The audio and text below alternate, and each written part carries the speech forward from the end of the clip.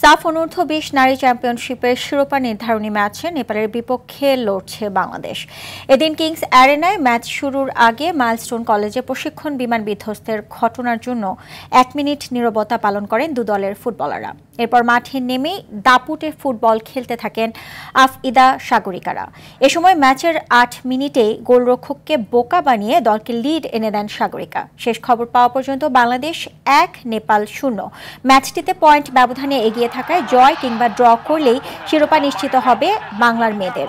এছাড়া হারলেও সুযোগ থাকবে, এক্ষেত্রে গোল ব্যবধান কম থাকতে হবে।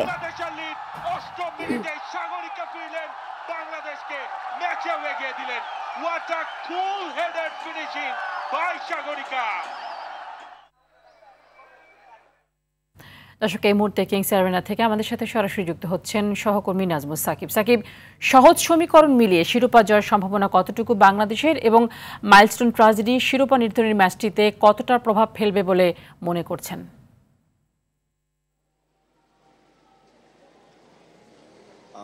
তানি, মাইলস্টোন ট্র্যাজেডি বাংলাদেশের জন্য একটা বড় সড় দুর্ঘটনাই বলা যায়। এটা আসলে অনেক সব জায়গাতেই প্রভাব ফেলেছে, দেশের বিভিন্ন জায়গায় প্রভাব ফেলেছে। সেই প্রভাবটা কিন্তু বাংলাদেশের ম্যাচেও পড়েছে। আমরা দেখেছি ম্যাচ শুরুর আগে যেখানে মাঠে 1 মিনিটের নিরাপত্তা পালন করেছে দু দলের খেলোয়াড় এবং কোচিং স্টাফরা, এবং দর্শকরাও কিন্তু সেখানে সবাই নিরাপত্তা পালন করেছিলেন। আর বাংলাদেশের পরিসংখ্যানের কথা যদি বলেন, সহজ পরিসংখ্যান বাংলাদেশের জন্য। আসলে বাংলাদেশ সাফের যেই টুর্নামেন্টটা হচ্ছে, এটা শুরু থেকে দাপট নিয়ে লড়ছিলেন। প্রথম ম্যাচে শ্রীলঙ্কাকে 9-0 গোলে উড়িয়ে দেওয়ার পর দ্বিতীয় ম্যাচে নেপালকে হারিয়েছে, এবং ধাপে ধাপে ভুটানকেও বাংলাদেশ হারিয়েছে। প্রত্যেকটা ম্যাচে আসলে বাংলাদেশ অপ্রতিরোধ্যভাবে লড়েছে, এবং আমরা এই ম্যাচে যেই গোলটা আসলে হয়েছে প্রথম ম্যাচের শুরুতে 8 মিনিটে যে গোলটা হয়েছে সাগরিকার গোল, আমরা একটু জানিয়ে রাখি যে দ্বিতীয় ম্যাচে নেপালের সাথেই কিন্তু এই সাগরিকাই একটা দ্বন্দ্বে জড়িয়েছে, মারামারিতে জড়িয়েছেন, এবং লাল কার্ড নিয়ে তিনি 3 ম্যাচ মাঠের বাইরে ছিলেন।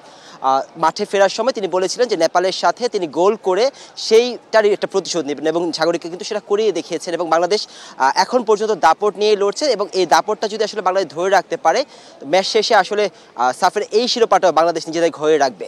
তাই